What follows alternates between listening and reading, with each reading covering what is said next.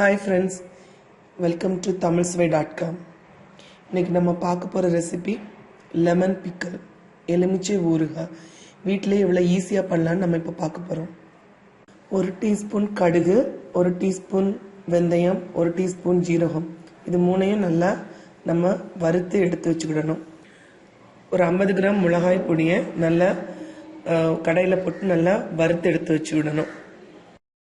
ஒரு 1/2 கிலோ லெமனை நல்லா வாஷ் பண்ணி எடுத்துட்டு அதை நல்லா கொதிக்கக்கூடிய தண்ணியில் ஒரு 10 நிமிஷம் போட்டு மூடி வச்சுட்டு அப்புறமா அதை எடுத்து உடனே கட் பண்ணணும். உங்களுக்கு என்ன மாதிரி சைஸ் தேவையோ அந்த மாதிரி சைஸில் கட் பண்ணி எடுத்து வச்சுக்கிடணும். மிக்சியில் நம்ம வறுத்து வச்சுருக்கக்கூடிய கடுகு, வெந்தயம், ஜீரகம் மூணையும் போட்டு அது கூட 1 டீஸ்பூன் மஞ்சள் தூளும் அப்புறம் 1 டீஸ்பூன் அளவுக்கு காயப்பொடியும் சேர்த்து நல்லா மிக்சியில் போட்டு நல்லா மையாக அரைச்சி எடுத்து, இப்போ பாருங்கள் நல்லா மை போல் அரைச்சிருச்சு. அது கூட நம்ம வறுத்து வச்சிருக்கக்கூடிய அந்த மிளகாய் தூளையும் சேர்த்து போட்டு ஒரு சத்தத்துக்கு நம்ம மிக்சியை ஓட விடணும்.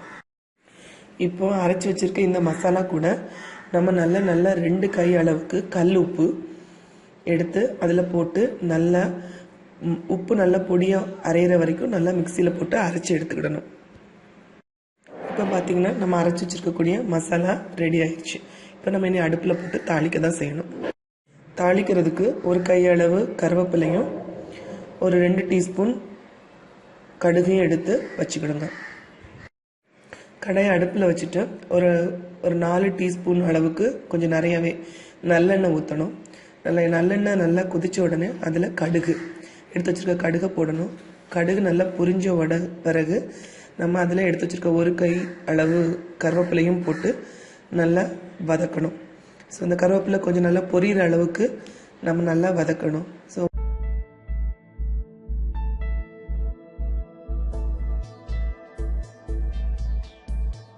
ஒன்ஸ் இந்த கருவேப்பிலை பொரிஞ்ச உடனே நம்ம என்ன பண்ண போகிறோம்னா அது கூட வெட்டி வச்சுருக்கக்கூடிய லெமன் இருக்கு இல்லையா, அந்த லெமனையும் அது கூட போட்டு ஒரு நல்லா பரட்டி எடுத்துக்கிடணும். அந்த எண்ணெய் கருவேப்பிலை எல்லாம் நல்லா மிக்ஸ் ஆகிற அளவுக்கு நல்லா பரட்டி எடுக்கணும்.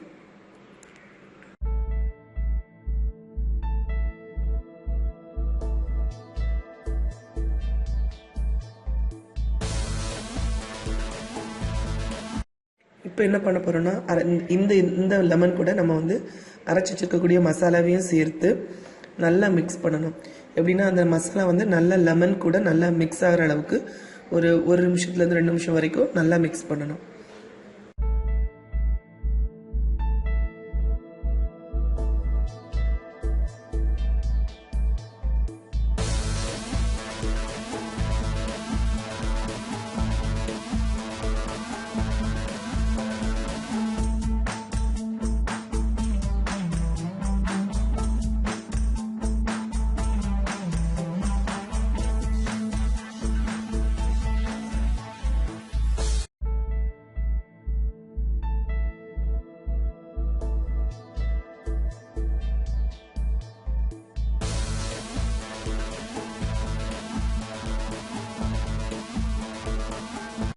இப்போ பார்த்தீங்கன்னா நல்லா மசாலா நல்லா லெமன் கூட நல்லா மிக்ஸ் ஆயிடுச்சு.